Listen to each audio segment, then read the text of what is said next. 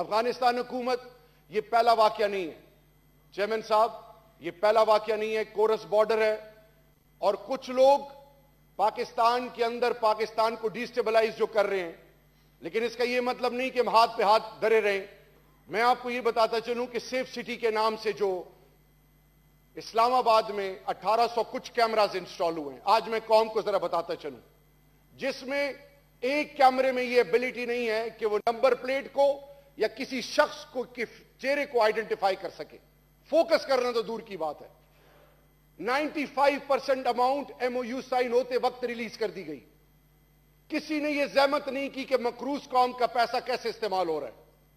Number 2، 1800 کچھ cameras میں 600 کچھ کیمراز نان فنکشنل ہیں.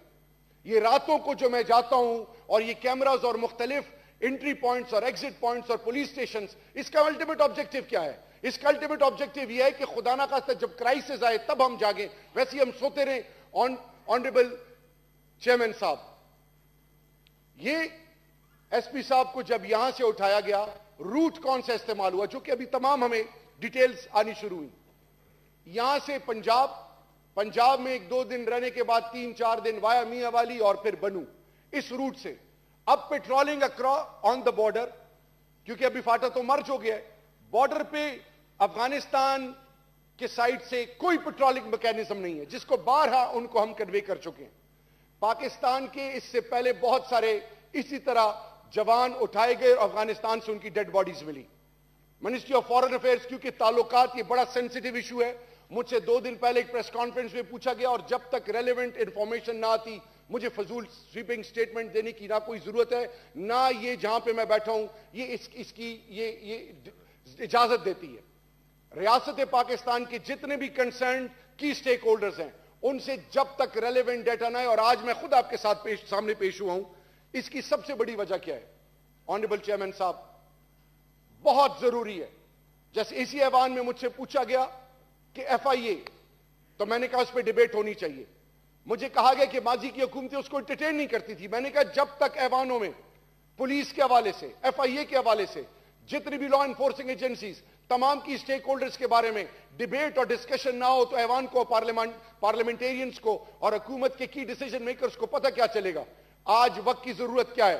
میں آپ سے ریکویسٹ کر رہا ہوں، اس ایوان سے ریکویسٹ کر رہا ہوں کہ امیڈیٹ انکوائری انیشیٹ کی جائے کہ سیف سٹی کے نام پہ جو کانٹریکٹس ہوئے ہیں، وہ تمام کیمرے جو انسٹال کیے گئے ہیں ان کے خلاف انکوائری ہو تاکہ جو ریسپانسبل جو بھی لوگ ہوں ان کو پینلائز کیا جائے.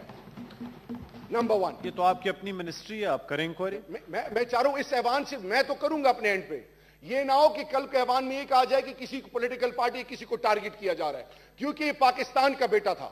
پاکستان کے بیٹے کے علاوہ پاکستان کے تمام کی سٹیک ہولڈرز، تمام پاکستانیوں کے جان و مال کی تحفظ کی ذمہ دار ریاست ہے، اور ایوان ان کے بارے میں آپ یہ ایگزمپلری میجرز لیں تاکہ you will become a feather in the cap of this federation. کیونکہ پتہ چلے کہ جو بھی پولیٹیکل پارٹی جس نے یہ ایکشن لیا، جس نے اس میں کک بیکس لیے، جس نے اس ملک کے عوام کو ایک اس نہج پہ پہنچا دیا کہ آج نان فنکشنل ہے. آپ داور صاحب پہ اسٹیٹمنٹ کمپلیٹ کریں. میں آ رہا ہوں، داور صاحب پہ آ رہا ہوں. لیکن جی میں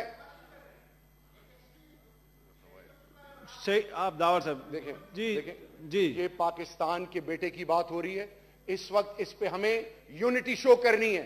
ہم آنسریبل ہیں، ہم جواب دیں گے، منطقی انجام تک اس کو پہنچائیں گے. اور وہ جو کلپرٹس ہیں، چاہے افغانستان میں بیٹھے ہیں چاہے پاکستان میں بیٹھے ہیں، یہ ریاست کا وعدہ اس قوم کے ساتھ، ان کو ایگزامپل بنائیں گے. اور اس کے لیے پاکستان کے تمام پولیٹیکل پارٹیز کو ایک ہونا اس لیے ضروری ہے کہ وہ لوگ جو پاکستان کے اندر پاکستان کو ڈیسٹیبلائز کرنا چاہ رہے ہیں، پاکستان کو پولرائز کرنا چاہ رہے ہیں، ان کے لیے میسج یہ ہونا چاہیے کہ جب پاکستان کی ریاست کی بات آئے، نیشنل سیکیورٹی کی بات آئے، پاکستان کی کسی بھی جوان کی بات آئے، اس پہ کنسنسس ہو اور یونٹی یہاں سے جائے.